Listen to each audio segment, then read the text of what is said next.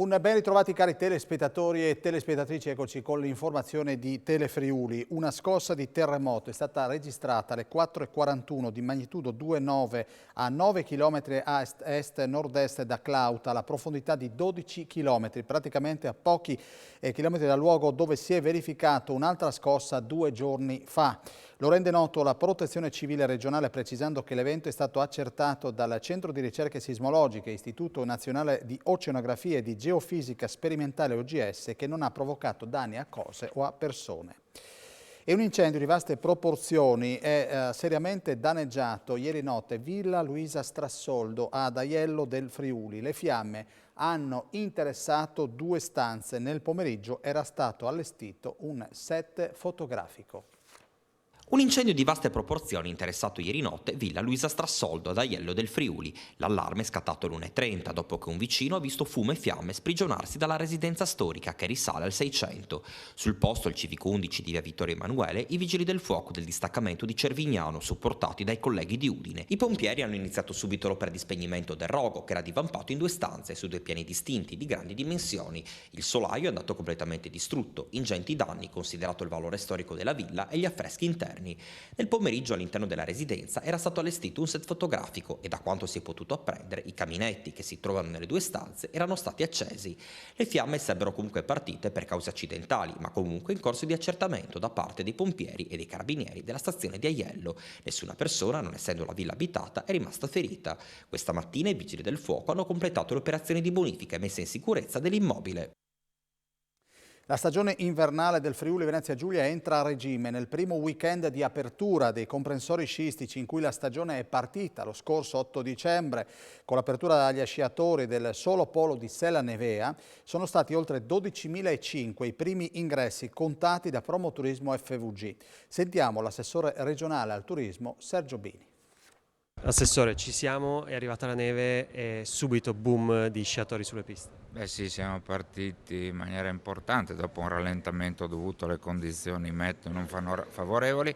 Siamo partiti in maniera significativa, record di ski pass venduti, più 71%, record di presenza anche sulle piste. Questo weekend abbiamo avuto dei numeri molto interessanti. Insomma, una politica dell'accoglienza, di promozione, mantenimento prezzi, di qualità delle piste che sta pagando. Adesso confidiamo in un periodo di vacanze natalizie positivo, insomma noi siamo pronti, gli impianti sono pronti, ho parlato anche con gli albergatori che mi rappresentano diverse situazioni di full, tutto pieno, quindi positivo.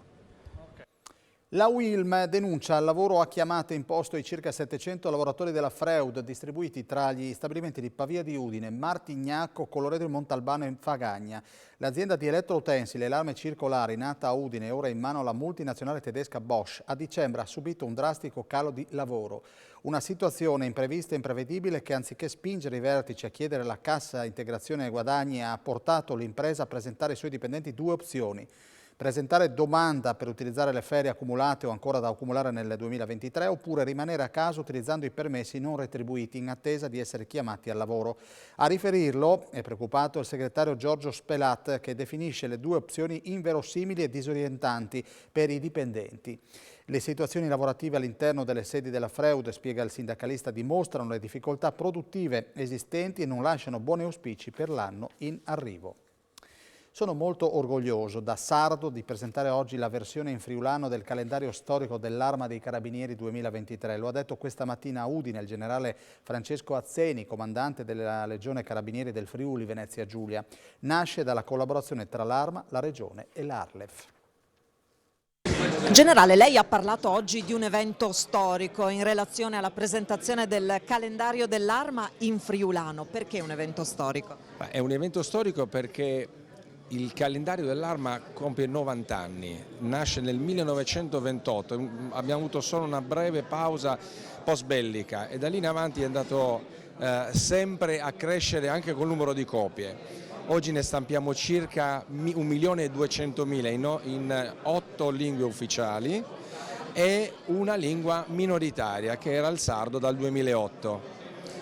E da sardo sono particolarmente felice, ecco, che a questa lingua riconosciuta che è il sardo si sia unita anche quella del friulano, e quindi è un evento storico, perché per noi il calendario dell'Arma è da sempre portatore di un messaggio, di cultura, di tradizioni, di storia, e poter unire tutto questo alla lingua friulana, quindi al popolo friulano stanziale, ma soprattutto anche a quello che è lontano nei 5 continenti, credo che sia un messaggio bellissimo, è un'opera bellissima che è stata possibile grazie alla collaborazione stretta con le istituzioni regionali e in particolare con l'Arlef, con l'agenzia, e di cui sono particolarmente fiero e orgoglioso, sono veramente felice di questo, infatti l'ho chiamata una strenna natalizia.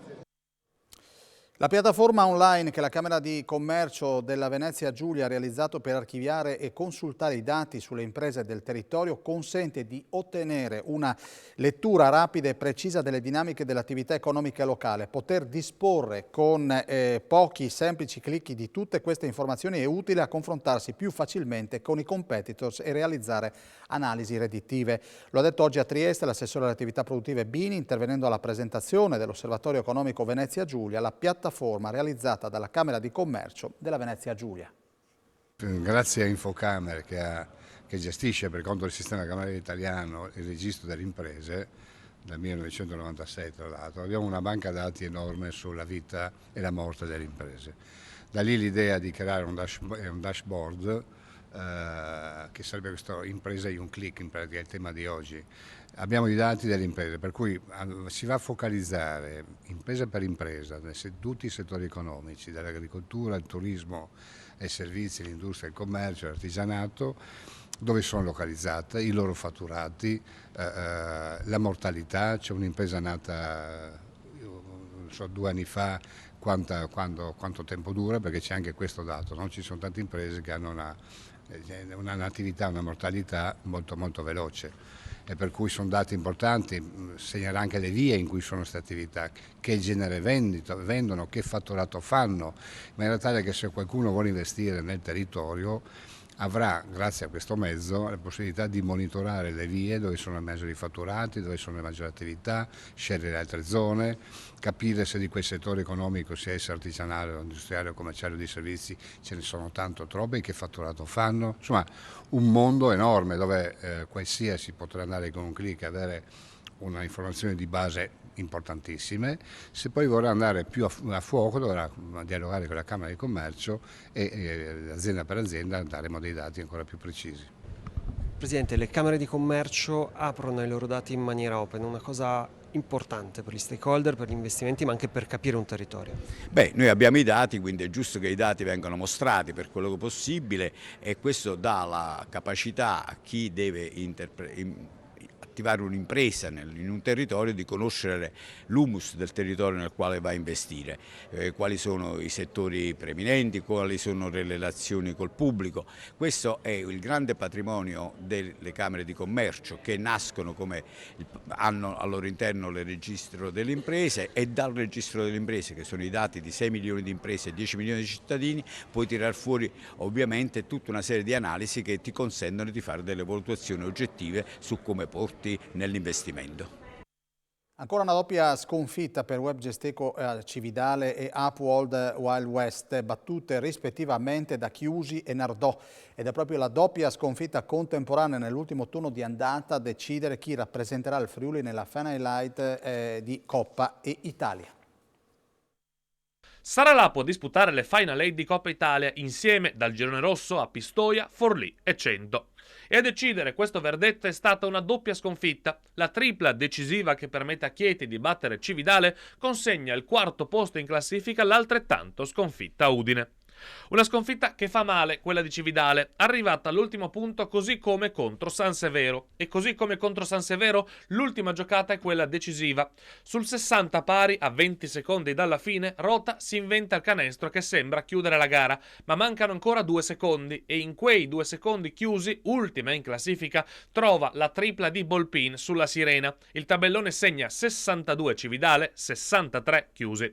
Mi dispiace non chiudere con una vittoria che ci avrebbe lanciato la posizione in classifica più tranquilla, poi è chiaro, eravamo lì in corsa. Difficile commentare una sconfitta del genere. Detto che noi siamo partiti bene, loro hanno fatto molto meglio di noi nei 2 quarti centrali. Nel secondo quarto abbiamo beccato quasi 30 punti, che non è da questa squadra. Abbiamo fatto fatica a trovare il canestro. Poi con il solito cuore enorme, con una grande voglia, con un ottimo Pepper, siamo arrivati e poi ha fatto questa magia Eugenio. +2, mancavano 2 secondi però. E 2 secondi nel basket sono un'eternità.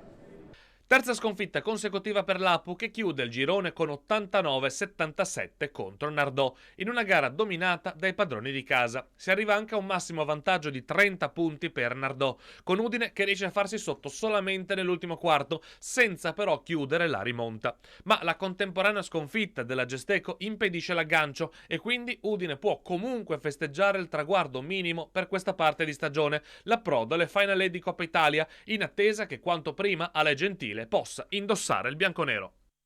Abbiamo finito, grazie come sempre per la vostra cortese attenzione, un saluto alla regia di Gian Domenico Ricci, ma rimanete pure comodi lì, adesso c'è la sigla, la pubblicità e poi siamo pronti con a voi la linea.